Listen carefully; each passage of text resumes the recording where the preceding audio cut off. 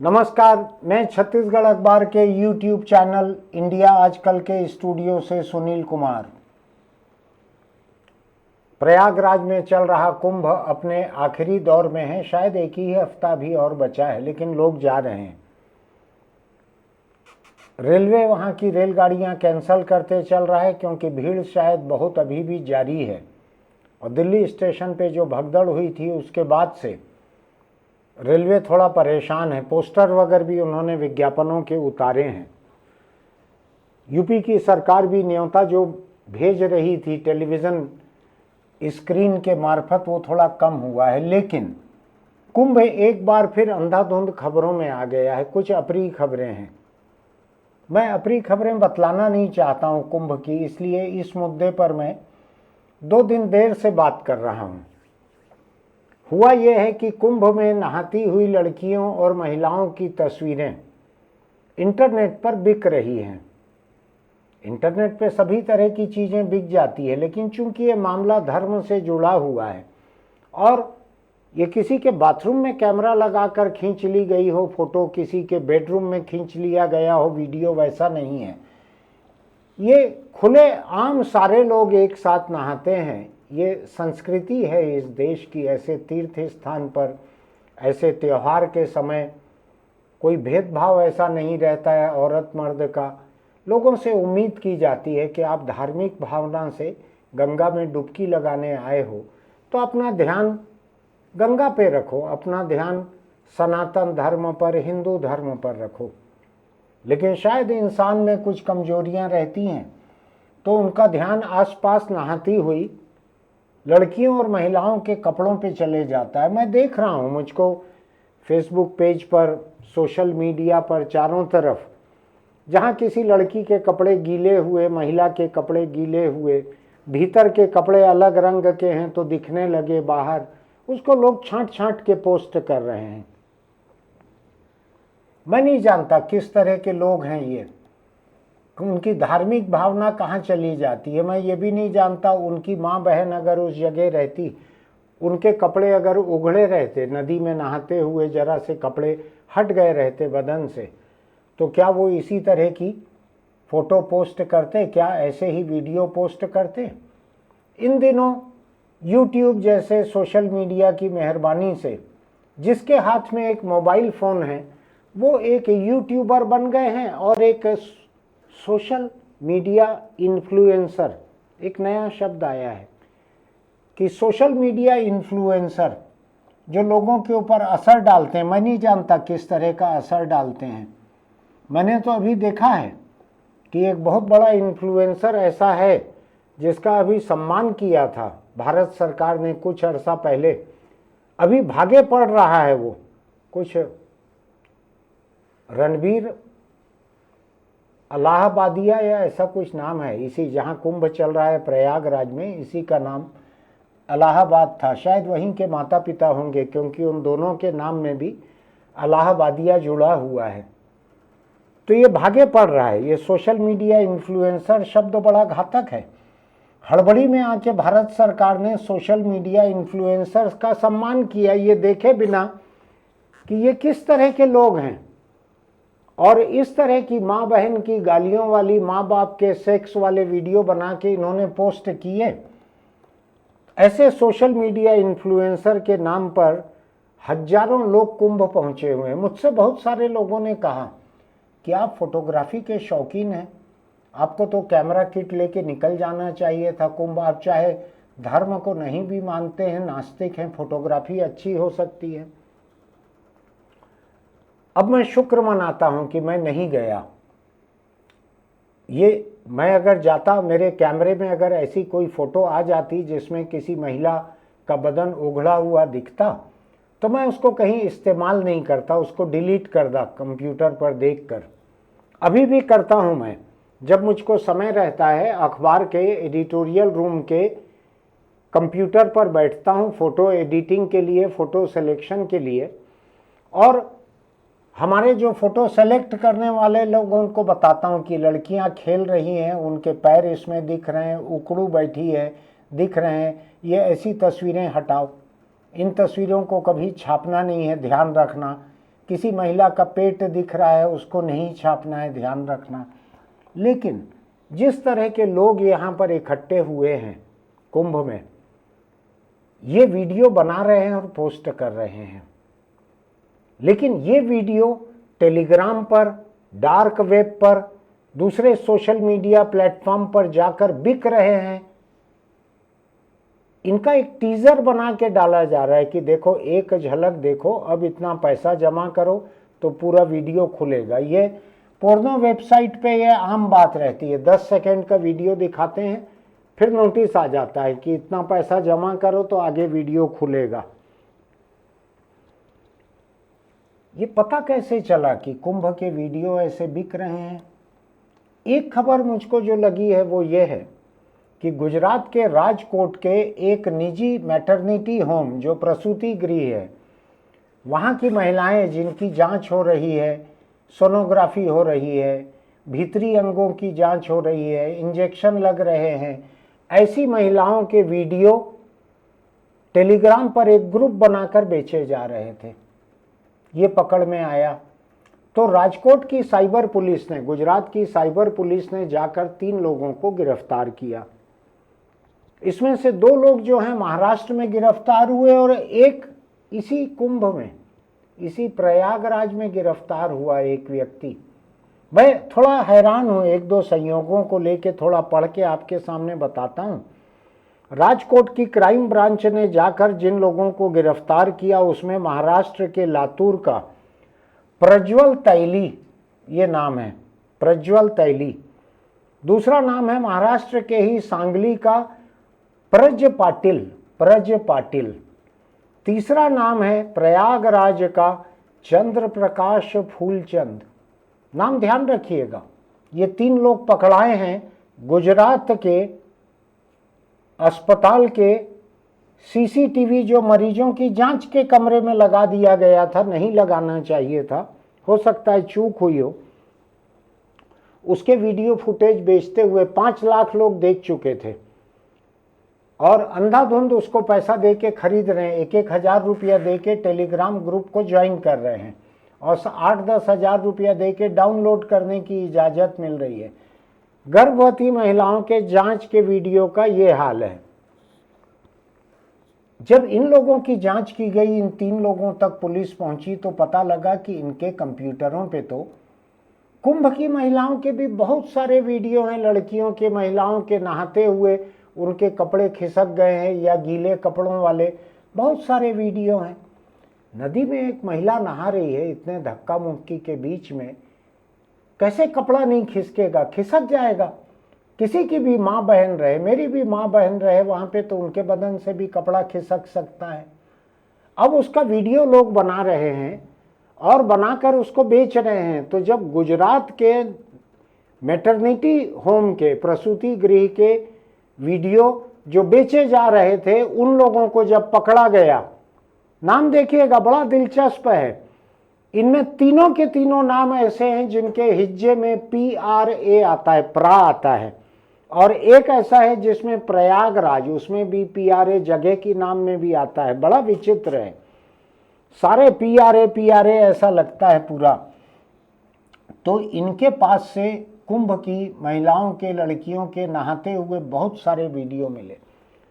वहाँ से पुलिस आगे बढ़ी तो पता लगा टेलीग्राम पे, डार्क वेब पे, दूसरे सोशल मीडिया प्लेटफॉर्म पे बहुत सारे ग्रुप बनाकर ये वीडियो बेचे जा रहे हैं। दूसरी बात यह है कि जब ये वीडियो बेच रहे हैं लोग, एक ग्रुप बना के 50 वीडियो का, 100 वीडियो का एक ग्रुप बना के बेच रहे हैं, किसी और जगह नहाती हुई महिला का कोई वीडियो है, उसको भी कुंभ के नाम से बेच दिया जा रहा है। क्योंकि कुंभ का टैग जो है, ये सर्च करने पे बहुत सारी चीज़ें जल्दी सामने आती हैं। ओपन बाथ इन कुंभ, ऐसे ग्रुप बनाकर उसको बेचा जा रहा है। तो बहुत सारे लोग रहते हैं जिनका शाम हुई और वो सर्च करते हैं कि नहाते हुए वीडियो कहाँ मिलेंगे। उसमें कई वीडियो घरों के मिलते हैं। मैं इसके साथ साथ एक छोटी सी बात आपको और बतलाना चाहता हूं कि बिहार, यूपी जैसे उत्तर भारत के इलाकों में, गांव-गांव में जो मोबाइल सेंटर, कंप्यूटर सेंटर चलते हैं, वहाँ पे पेन ड्राइव पे लोगों के वीडियो बेचे जाते हैं। लोगों के वीडियो, असल ज़िंदगी के हिंदुस्तानियों के वीडियो बेचे जाते हैं पेन ड्राइव पर। 100 रुपये दो, वो 100 वीडियो आपके पेन ड्राइव पे डाउनलोड कर लेंगे। जाओ आराम से अपने मोबाइल पे लगाओ देखो, कंप्यूटर पे लगाओ देखो, ऐश करो। लोगों के घरों में कई बार यार दोस्त, पति पत्नी, प्रेमी प्रेमिका एक दूसरे की आपसी सहमति से भी ऐसे वीडियो बनाते हैं कि हम देखेंगे बाद में मिटा देंगे। मिटते कुछ नहीं है, कहीं ना कहीं किसी कोने में पड़े रहते हैं। जब आप जाते हैं किसी मोबाइल सेंटर में रिपेयर करवाने के लिए, या कोई गड़बड़ी आ गई फ़ोन पे, ऐसे कई सेंटर हैं, हर सेंटर नहीं होगा, जो देख लेते हैं कि आपके इसमें वीडियो क्या क्या हैं। उन वीडियो को एक बार में ही डाउनलोड कर लेते हैं। आपके सामने काम करते रहेंगे और डाउनलोड कर लेंगे, आपको पता भी नहीं लगेगा। मैं कुंभ वगैरह को लेकर ज़्यादा चिंतित नहीं हूँ, हफ्ते भर की बात है, निपट जाएगा। कुंभ में नहाती हुई लड़की या महिला का कोई वीडियो बाहर भी आया है तो उन्होंने कोई जुर्म नहीं किया है। वो बहुत ही मक्कार और बदमाश लोग हैं जिन्होंने ऐसे वीडियो बनाए हैं। यूपी की पुलिस ने कार्रवाई शुरू की है कुछ लोगों के खिलाफ। लेकिन जब बंद कमरे के अंतरंग क्षणों के ऐसे वीडियो सामने आते हैं, वो मेरे लिए फिक्र की बात है। उसमें आप नहीं बोल सकते कि मैं तो कुंभ में नहा रहा था या नहा रही थी, वहाँ पे ऐसा बन गया। ये बड़े पैमाने पर चल रहा है। आपसी सहमति के सेक्स, आपसी सहमति से बिना कपड़ों के खींचे गए फोटो वीडियो, ये एक बार आप खींच भर लो अपने मोबाइल फ़ोन पे, वो कहीं ना कहीं से बाजार में पहुंच जाते हैं। कई लड़कियों को और महिलाओं को खुदकुशी करनी पड़ रही है इनकी वजह से। मैंने देखा हुआ है अपने पहचान के लोगों के ऐसे वीडियो, जब मैं देखता हूँ किसी पोर्नो वेबसाइट पे तो हक्का बक्का रह जाता हूँ कि ये कैसे पहुँचे। कुछ लोगों के बारे में पता लगा कि प्रेमी प्रेमिका ने आपस में बनाए थे या पति पत्नी ने आपस में बनाए थे और वो लीक होके बाहर चले गए। अब मरने की नौबत आ गई है लोगों की। तो इसलिए मैं आज सावधान करने के लिए आया हूँ। कुंभ वगैरह ठीक है, कुंभ में सबको मालूम है, आपके परिवार के लोग भी साथ में थे, आप लोग सब धार्मिक भावना से गए थे। आप वहाँ पे नदी में नहा रहे थे, सार्वजनिक रूप से स्नान कर रहे थे, डुबकी लगा रहे थे, आप एक धार्मिक काम कर रहे थे। उसमें किसी ने वीडियो बनाया बदमाशी की, जो कि अभी बंद कर दिया है पुलिस ने। वहाँ पर लगातार लाउड स्पीकर से कहा जा रहा है कि कोई वीडियो ना बनाए, फोटो ना खींचे। लेकिन बंद कमरों में जो होता है वो, अब इसके साथ में लगे हाथों एक दूसरी सावधानी की बात भी कह रहा हूँ। आपको लगेगा मैं एक मुद्दे से दूसरे पे कूद रहा हूँ, इसलिए कि मैं 4 अलग अलग एपिसोड इस पे बनाना नहीं चाहता। आपको मालूम है, जो गुजरात के अस्पताल में सीसीटीवी नेटवर्क था, जो जिसमें दिख रहा था जांच का कमरा, उसके वीडियो बाहर कैसे आए? अस्पताल के कर्मचारियों ने नहीं बेचे, किसी डॉक्टर ने नहीं बेचे। वो नेटवर्क जो है सीसीटीवी कैमरों का, वो इंटरनेट से जुड़ा हुआ था। उस इंटरनेट को हैक किया इन लोगों ने। ये 3 लोग जो थे, नाम फिर से बतला देता हूँ, याद रखिएगा, नाम भूलिएगा मत। एक का नाम है प्रज्वल तैली, एक का नाम है प्रज पाटिल, एक का नाम थोड़ा लंबा है चंद्र प्रकाश फूलचंद। इन लोगों ने हैक किया अस्पताल के सीसीटीवी नेटवर्क को, जो इंटरनेट से जुड़ा हुआ था। अब मैं आपको बताऊं, मेरे आसपास के बहुत सारे ऐसे दोस्त हैं जिन्होंने अपने घर के बहुत सारे कमरों में सीसीटीवी कैमरे लगा रखे हैं, और जिसको वो खुद परिवार के दोनों तीनों लोग अपने मोबाइल फ़ोन पर जहां से चाहें जब चाहें उस सीसीटीवी नेटवर्क को देख सकते हैं।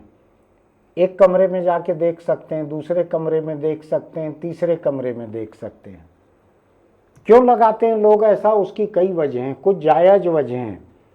जायज़ ये है कि बच्चों को अगर किसी काम वाले के पास छोड़कर आते हैं तो उसका ध्यान रहे कि काम करने वाले लोग घर में बच्चों को पीट तो नहीं रहे हैं, बुरा सलूक तो नहीं कर रहे हैं, उनके खाने की चीज़ें खुद तो नहीं खा जा रहे हैं, उनको खिला रहे हैं कि नहीं खिला रहे हैं।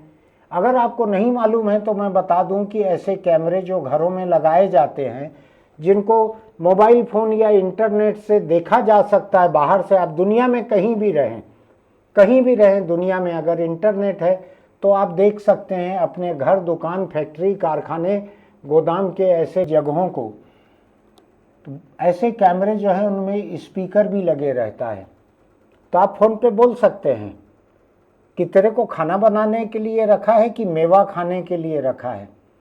तो अगर आपके घर में खाना बनाने वाली कोई बाई खाना बनाते बनाते मेवा खाते जा रही है तो आप टोक सकते हैं।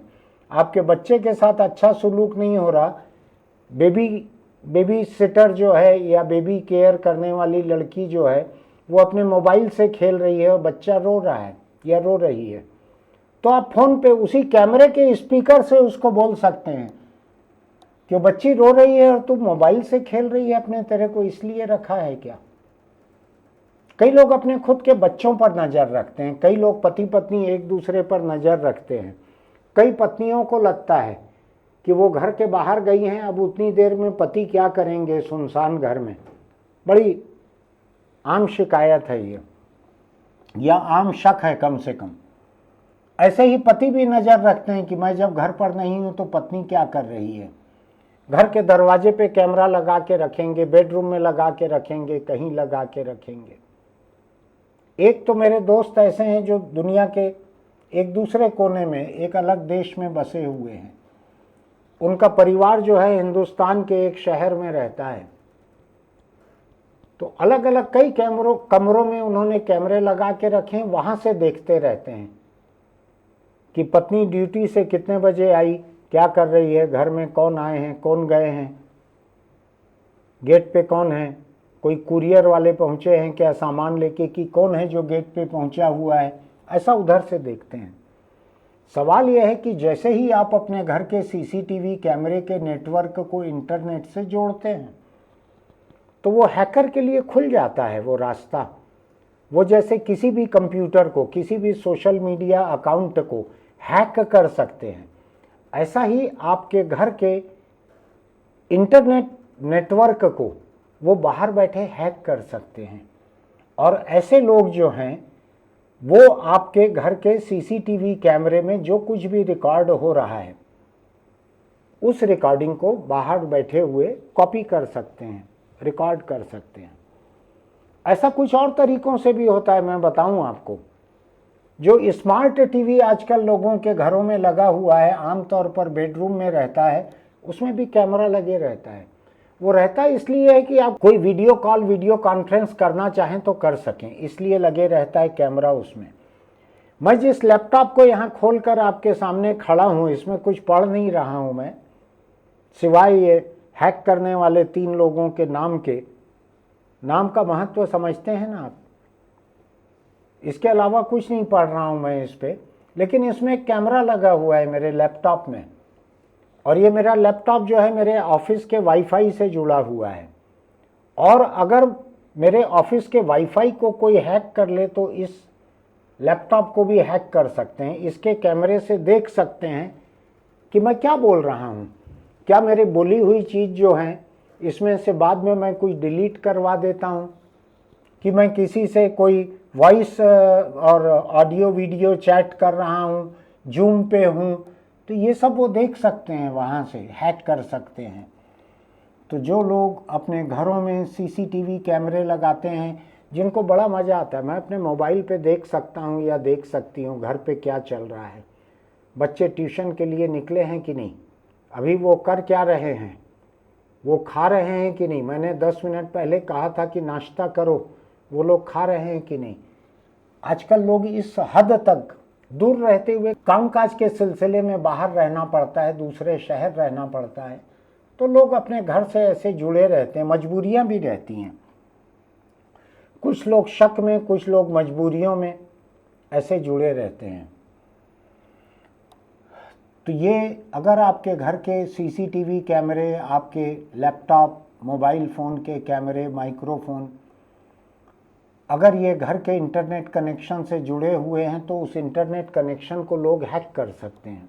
आमतौर पर लोग इंटरनेट कनेक्शन के पासवर्ड आसान रखते हैं, इस बारे में सोच लीजिएगा। आपको अपने घर में बेडरूम में बाथरूम में ऐसे कैमरे लगाने हैं कि नहीं लगाने हैं, कि केवल गेट पे लगाना है जहाँ पे बहुत गोपनीयता नहीं है, इसको सोच लीजिएगा। वरना टेलीग्राम का अगला अकाउंट जो है हो सकता है उसमें आपके भी वीडियो रहें। ये 3 लोग थे जिन्होंने हैक किया था अस्पताल। अब आप सोचिए ना, अस्पताल में महिलाओं की जांच हो रही है, इन हैकर्स के हाथ में अगर आपके बेडरूम के वीडियो आ जाएं, बाथरूम के वीडियो आ जाएं, या आप अपने ड्राइंग रूम में कोई ऐसा निजी काम करने में आप जुट गए जो कि दुनिया के दूसरे लोग उसको देखने के लिए 10 रुपया दे सकते हैं, तो क्या होगा? आपके वीडियो जो हैं फुटपाथ पे बिकने लगेंगे, समझ लीजिए। तो सावधान रहिए। अगर आप सीसीटीवी इस्तेमाल करते हैं अपने घर पे नज़र रखने के लिए, और उसको अगर आपने इंटरनेट से जोड़ के रखा है वाईफाई से, तो इन सब खतरों को समझ लीजिएगा अच्छे से। अगर आपने अपने मोबाइल फ़ोन से कोई वीडियो बनाते हैं या अपनी किसी सहेली को, दोस्त को कहते हैं कि वीडियो बना के भेजो, अपना ज़रा सा फ़ोटो भेजो, तो जब आपके फ़ोन पे आ गया, तो जब फ़ोन सर्विस सेंटर जाएगा, किसी और के हाथ में जाएगा, आप किसी पब्लिक प्लेस में चार्जिंग में भी लगाएंगे तो भी आपके फ़ोन को, कंप्यूटर को आसानी से हैक किया जा सकता है। याद रखिएगा इन तमाम चीज़ों को। मैं इसलिए कह रहा हूँ कि आज गुजरात के नर्सिंग होम के वीडियो बिक रहे हैं, कुंभ के सार्वजनिक जगह के वीडियो बिक रहे हैं, तो आपके घरों के वीडियो तो बिक ही सकते हैं अगर आप उसमें कोई भी ऐसी वयस्क चीज़ दिखाते हुए, करते हुए आप कैद होते हैं। तो ये भी हो सकता है कि आप अपने खुद ही के कैमरे के नीचे, आपके घर में हैं, वहाँ खड़े रह के अगर आप बैंक अकाउंट ऑपरेट कर रहे हैं, कोई सोशल मीडिया, फेसबुक या ट्विटर का अकाउंट, इंस्टाग्राम का अकाउंट ऑपरेट कर रहे हैं, तो वो भी कैमरे में कैद हो सकता है। आपको ध्यान है, कर्नाटक असेंबली में बैठ के लोग पोर्नोग्राफी देख रहे थे, ऐसा आरोप था, तो असेंबली के कैमरों ने कैच कर लिया था उसको, मोबाइल पर क्या देखा जा रहा था। सावधान रहिएगा। टेक्नोलॉजी जितनी सहूलियत देती है उतना ही आपको वल्नरेबल बना देती है, उतना ही खतरे में भी डाल देती है। मैं आपको बताता हूँ, टेक्नोलॉजिकली जो एक देश दुनिया में बहुत से देशों से आगे है, साउथ कोरिया, जहाँ का एक ब्रांड जो है मोबाइल का हिंदुस्तान जैसे देश में प्रीमियम रेंज में सबसे बड़ा ब्रांड है। मैं ब्रांड प्रमोशन करना नहीं चाहता, साउथ कोरिया का है। कार की एक बहुत बड़ी कंपनी, शायद 1 से ज़्यादा कार की कंपनियां साउथ कोरिया की हैं।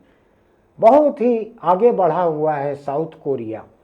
मुझको किसी ने अभी एक ग्रूमिंग सेट, यानी नेल कटर और नेल फाइलर, ये सब का एक सेट गिफ्ट किया, बहुत खूबसूरत, साउथ कोरिया का बना हुआ है। देश बहुत आगे है। साउथ कोरिया में स्पाई कैम, छोटे छोटे से, आप शर्ट की, मैं जानबूझ के शर्ट नहीं पहनता, बटन को देख के कोई ना घूरे कि इसने कैमरा तो नहीं लगा रखा है, जिसमें गोल गले के टी शर्ट में गुंजाइश नहीं रहती है। तो बटन के आकार के कैमरे, छोटे छोटे से कैमरे, ऐसे स्पाई कैम बिकते हैं वहाँ पे, और लोग अपने जूते की नोक पे लगा लेते हैं कैमरा।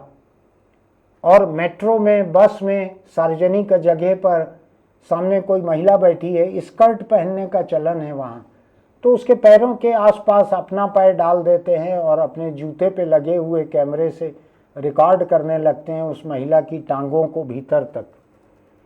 इंसान का मिजाज एक जैसा है सब जगह। इधर कुंभ में ही कोई बदमाश लोग गए हैं ऐसा नहीं है।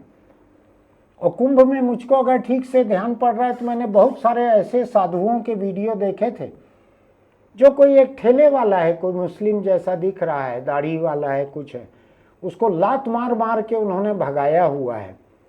अभी तक कोई भी ऐसा पकड़ाया नहीं है वहाँ पे कि कोई गैर हिंदू पकड़ाया हो वीडियो बनाते हुए।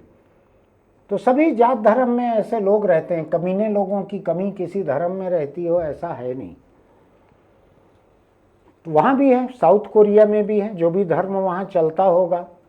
वहाँ हालत यह है कि लोगों ने बाथरूम में महिलाओं के कपड़े बदलने के, मॉल के, दुकान के चेंजिंग रूम में इतने कैमरे लगा के रखे हैं कि एक महिला वहाँ जाती है तो उसको अंदाज रहता है या आशंका रहती है कि 10-20 अलग अलग एंगल से मेरे वीडियो बन रहे होंगे। मैं आपको एक तथ्य की बात बता रहा हूँ, गपबाजी की बात नहीं बता रहा हूँ। दक्षिण कोरिया में महिलाएं इतनी दहशत में जीती हैं, कामकाजी महिलाएं, कि बाहर रेस्तरां के वॉशरूम में, मॉल के दुकान के चेंजिंग रूम में, ऑफिस के बाथरूम में उनकी रिकॉर्डिंग हो रही है। इस आशंकाएं में महिलाएं कई कई घंटे बाथरूम नहीं जाती, कई कई घंटे। नतीजा क्या हो रहा है मालूम है? यूरिन उनके ब्लैडर में इकट्ठा होते चल रहा है, पेशाब की थैली में, और उसकी वजह से उनको यूरिनरी इन्फेक्शन हो रहा है, संक्रमण हो रहा है। इतनी इतनी देर तक रोक के रखना पड़ता है उनको, संक्रमण हो रहा है। तो ये केवल कुंभ में कोई बदमाश आ गए हों ऐसा नहीं है। उधर तो साउथ कोरिया में तो 365 दिन यही धंधा चल रहा है कि कैसे किया जाए, कैसे बाथरूम में लगाए जाएं कैमरे। दुनिया के और बहुत सारे देश, उन सब देशों में ऐसा चल रहा है। फ्रांस की घटना बताता हूं। एक आदमी को अभी सजा हुई है कोर्ट में। क्या किया उसने? पिछले 25 साल या 50 साल, कितने साल से अपनी पत्नी जो है, 50 साल शायद शादी को हुआ है, 10-20 साल से अपनी पत्नी के साथ रेप करने के लिए अपनी पत्नी को नशे की दवा देकर सुला देता था। इंटरनेट पर लोगों से बात करके लोगों को बुलाता था कि आओ, ये मेरी पत्नी है, देखो इसकी फोटो, आओ इसके साथ सेक्स करो। लोग आते थे, उसके साथ सेक्स करते थे, चले जाते थे। वो दवाइयों के नशे में बेहोश की बेहोश पड़े रहती थे। और ये आदमी क्या करता था? ये आदमी वीडियो बनाते रहता था लोगों के, और इसके खुद के लैपटॉप से ये सारे 50 लोगों के वीडियो मिले हैं, और इसने सैकड़ों लोगों से अपनी पत्नी का बलात्कार कराया। अब ये 50 के 50 लोग जो हैं ये कोर्ट में खड़े हैं, इनके ऊपर मुकदमा चल रहा है, शायद सजा भी हो गई है। मैं अभी पिछले कुछ दिन से इस मामले को देख नहीं पाया हूँ। तो वीडियो देखने का शौक ऐसा रहता है। एक पति, उसकी पत्नी को पता ही नहीं है, इतने साल तक पता नहीं लगा। अपनी बेटियों के उसने न्यूड वीडियो बना लिए, बलात्कार नहीं करवाया बेटियों से, लेकिन उनके बिना कपड़ों के वीडियो बना लिए। ऐसे लोग सब जगह हैं, ये केवल फ्रांस में नहीं है, इधर भी है, अपने इधर भी है ऐसे लोग। ऐसे लोग अपने इधर नहीं रहते। तो कल और परसों के 2 दिनों में छत्तीसगढ़ में बेटी से बलात्कार पे 2 बाप लोगों को सजा नहीं हुई रहती। एक नाना ने नातिन से बलात्कार नहीं किया हुआ। तो 2 दिन की 3 घटनाएं बता रहा हूँ आपको मैं। इसलिए सावधान रहिए। अपने घर में कोई भी कैमरा वैमरा लगाने के पहले ध्यान रखिए कि इन कैमरों को कोई भी लोग हैक कर सकते हैं और आपको ब्लैकमेल भी कर सकते हैं। हो सकता है कि आप अपने घर में किसी तरह का नशा कर रहे हो जो गैरकानूनी है, और उन्होंने रिकॉर्ड कर लिया और उसके बाद आपको ब्लैकमेल कर रहे हैं। ये बहुत खतरनाक हो गए हैं, सारे औजार खतरनाक हो गए हैं। ये बोलते बोलते मुझको लगता है कि मुझको भी जब काम न कर रहा हूँ मैं लैपटॉप पे अपने कमरे में, इसको बंद कर देना चाहिए। क्योंकि मैं फ़ोन पे जो बात कर रहा हूँ, हो सकता है वो भी ये लैपटॉप सुना रहा हो किसी को। तो सावधान रहिएगा। ये सारे औजार जो हैं टेक्नोलॉजी के, ये हमारे सहूलियत के लिए हैं, लेकिन ये हमारी निजता को, प्राइवेसी को कुछ या अधिक हद तक खत्म भी कर रहे हैं। आपने राजकोट के अस्पताल को देखा, आपने कुंभ को देखा। किसी दूसरे जात धर्म के लोगों की जरूरत नहीं पड़ रही। जो जिस धर्म के लोगों के खिलाफ ये हो रहा है वहीं के लोग कर रहे हैं, कम से कम ये 3 लोग। और अभी तक जितने लोगों के खिलाफ जुर्म दर्ज हुए हैं यूपी में, उसमें मुझको कोई दूसरे जात धर्म के लोग नहीं दिखे हैं। जिनकी माँ बहन रिश्तेदार पानी में डुबकी लगा रहे हैं, स्नान कर रहे हैं, पूजा कर रहे हैं, वही लोग दिख रहे हैं ये करने वाले। अंतहीन है ये कथा। मैं बहुत सनसनी फैलाना नहीं चाहता, लेकिन मैं ये ज़रूर चाहता हूँ कि ऐसी हर घटना से हमको सबक लेना चाहिए, हमको सावधान रहना चाहिए।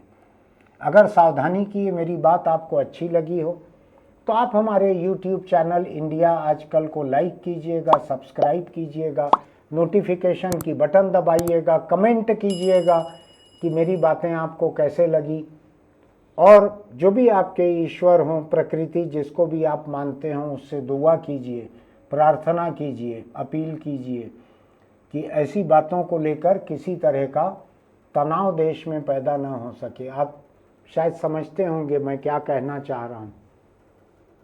आप ऐसी प्रार्थना कीजिएगा, अगर आप आस्थावान हैं तो, कि ऐसी घटनाओं को लेकर कोई तनाव पैदा न हो। बस इतना ही कहना चाहता हूँ। चलते चलते छोटी सी सलाह कि अगर आप बीड़ी, सिगरेट, गुटखा, तम्बाकू खाते पीते हैं तो छोड़ दीजिए। जो लोग होके आए गंगा से, वो गंगा के नाम की कसम खा के छोड़ दें। जो किसी दूसरे धर्म को, ईश्वर को मानते हैं या मेरे जैसे नास्तिक हैं, वो अपने अपने ईश्वर को या मेरे जैसे परिवार को मानकर तंबाकू छोड़ दीजिए, क्योंकि तंबाकू को आप नहीं छोड़ेंगे तो कैंसर आपको नहीं छोड़ेगा। बड़ी बुरी मौत मारता है कैंसर। आपने देखा है ना, सफाई कर्मचारी जैसा रस्सी से बांध के मरे हुए कुत्ते वगैरह को ले जाते हैं, ऐसा घसीट के ऊपर से भैंसे पे जो आता है ना, ऐसा ही घसीट के ले जाता है। बहुत बुरी मौत मारता है। छोड़ दीजिए तंबाकू। फिर मिलेंगे।